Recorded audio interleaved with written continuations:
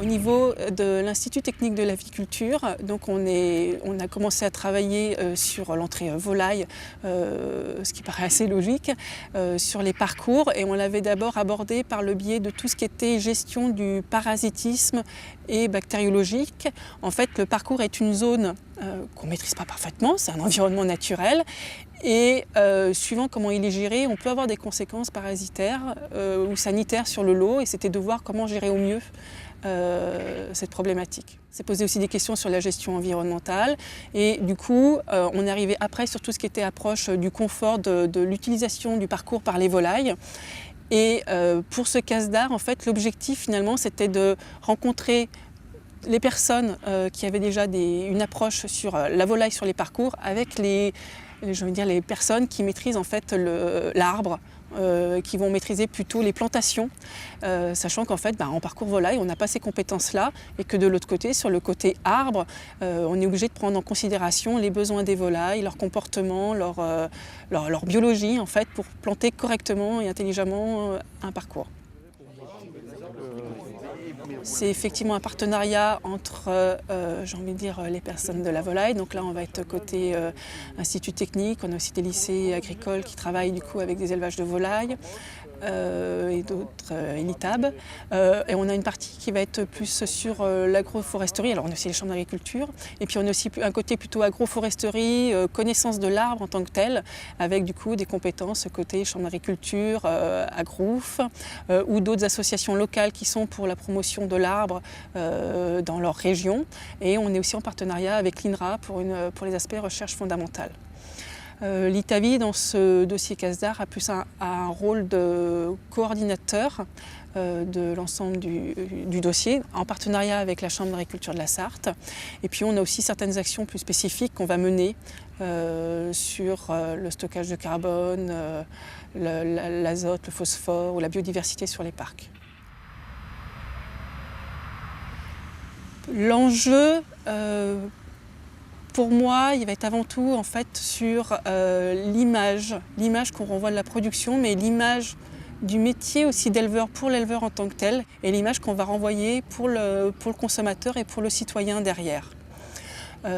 Ensuite, c'est aussi de transformer en fait ce parcours qui peut avoir une image de contrainte une fois qu'on est dans la gestion, parce que c'est quand même quelque chose à gérer, d'arriver à mettre en valeur en fait tout ce côté finalement plaisir et valorisation en fait vraiment du produit, et puis du parc et du confort de nos animaux.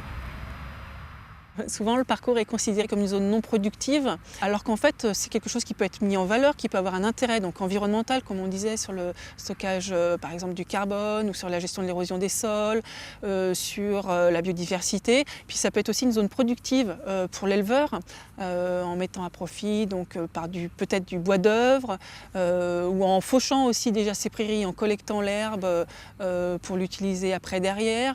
Il y en a dans certains départements, on peut l'utiliser le parcours en fait pour des vergers.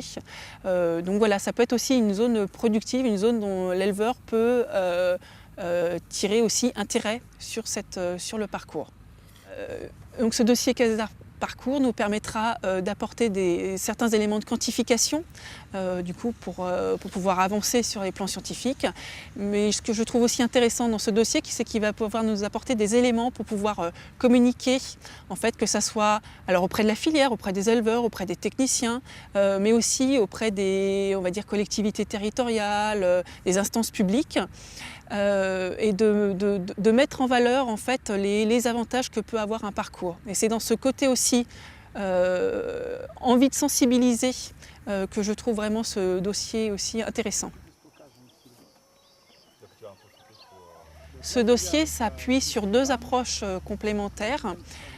D'un côté, en fait, sur l'expérience, le savoir accumulé, acquis par les éleveurs, par leur propre expérience, qui nous permet du coup de mieux analyser la situation, et puis aussi de beaucoup mieux appréhender cette notion de zone. En fait, le parcours, il va se raisonner aussi par zone. Il n'y aura jamais un profil type applicable à tout le monde. En fait, ça va être lié aussi à l'histoire de la région, ça va être lié au sol de la région, au climat de la région, puis ça va être lié aussi à l'éleveur, à ses envies, au matériel végétal disponible en fait autour. Enfin, il y a beaucoup d'éléments qui sont importants à prendre en compte. Donc il y a toute cette entrée aussi éleveur, donc on passe par des témoignages, des enquêtes, puis on prend en considération du coup leurs conditions. Et de l'autre côté, la deuxième approche, c'est du coup l'approche scientifique, avec là une approche aussi quantification, avec des travaux expérimentaux plus scientifiques. Un des résultats qui serait intéressant en fait, c'est quelque part d'arriver à transmettre une meilleure perception du parcours. Donc j'ai envie de dire pour les collectivités territoriales et pour la filière avicole. Et effectivement, arriver à transmettre cette notion de plaisir, de mettre en valeur ce parcours qu'on a rencontré au cours de certains témoignages d'éleveurs. Oui. Ça ressortira dans les travaux de synthèse. Pour moi, toute la difficulté de ce dossier, en fait, c'est qu'on est le parcours, c'est un milieu naturel, et en fait, on se retrouve quand même à gérer des paradoxes où l'éleveur et le citoyen, le consommateur veut des volailles qui gambadent à l'extérieur.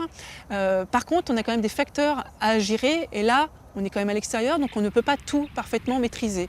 Et c'est là où il faut trouver le juste milieu pour arriver à concilier au mieux toutes ces contraintes et de transformer toutes ces contraintes justement en avantages et en intérêt en fait pour le parcours, l'animal, l'éleveur, la filière. Vraiment la question, comment utiliser au mieux le parcours. Ouais, bon, ça peut être le chêne, De ces végétaux. un allier. Pierre, comme le thym, comme le romarin, etc. En lien avec